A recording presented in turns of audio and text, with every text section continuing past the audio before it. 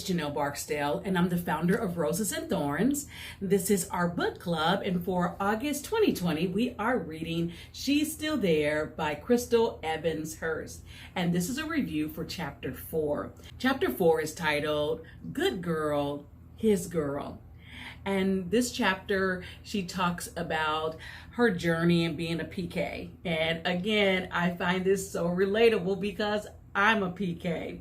And she talked about, how she was that good girl, straight A student, the achiever. And it was like, good girl, yes, that was me.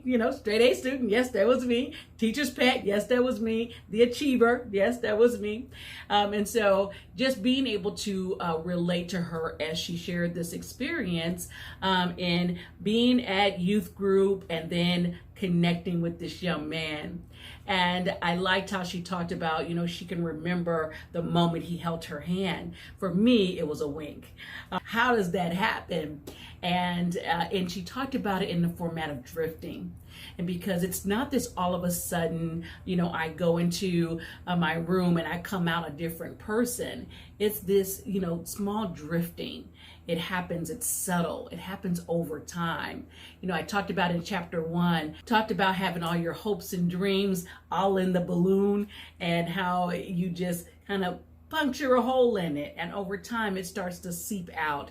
And that's what drifting is. It's that choices by not making a choice. It is abdicating your choice over to another person. It's those, giving in over and over again until it's no longer your own voice. She stated the day he stopped holding her hand was the day that she started to drift. Do you remember your drifting moment? Maybe it wasn't a relationship. Maybe it was, as she talked about in the book, your decision to take a semester off from school that ended into a year, and now 10 years later you have an incomplete degree. Maybe it was a drift away from the financial plan that you had established, and you were on your way to saving that goal amount, and you made a purchase, and then it became so far away from the goal that you just gave up on it. Maybe it was the weight loss, and she talked about that cupcake that just takes you into that drifting moment. And so it doesn't always have to be about a relationship, but can you remember when that drift began? She spoke about the fact that she had lost sight of that young girl that she was, the one that was in charge, the one that was, focused, and the one that was goal oriented. She lost sight of her, but she didn't even realize it. And again, it's because it's a gradual effect. But what a testimony and what a joy to know that a drift isn't your life. It doesn't last forever. We talked about how the young man had gotten used to the fact that she would abdicate her choices to him.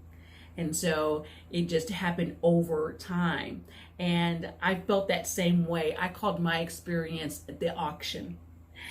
How you go into the auction and they give you that paddle, and there is an object that has a value to it, and the auctioneer begins and he starts placing prices out there, and someone will raise their paddle, and so it goes for that price, and you're just sitting there with your paddle. What's the price you're going to pay before you start to release and take ownership of your choice back? What was the price that was paid? And that's what happened. It stopped becoming drifting and it moved into decisions, and those decisions led into actions and choices. And then it becomes not that you're acting because someone else influenced. It starts to become your directive. Again, it started with a drift. But here's the good news, and I love how she ends on this. If there's a way in, there's also a way out. And so you don't have to get stuck in your drift. There is no age limit on a drift. You might be in a drift season right now. Just note that you can get out of it because there was a pathway in. I enjoyed reading this chapter. I gained so much from it. I look forward to reading the next chapter of She's Still There. As part of our reflections, Crystal invites us to, as a connection to her experience in drifting, for us to evaluate, look over our shoulders, and consider an experience in our life where we had a drift. To write about it, think about it. You might be in a drift right now. So reflect on the drip experience in your past or your present. The action from this chapter is to be brave. Share your part of your drift with someone who is a confidant or a friend. And there is such a release in being able to look over your shoulder and talk through what you've experienced as you stand in the position you are today. So I look forward to connecting with you soon. As always, if you haven't already done so, please subscribe to the Roses and Thorns YouTube channel. To be aware of when we're posting videos, go ahead and choose that notification bell, and you can like, share, and comment on the videos. Also, take a visit to the website, www.rosesandthorns.org.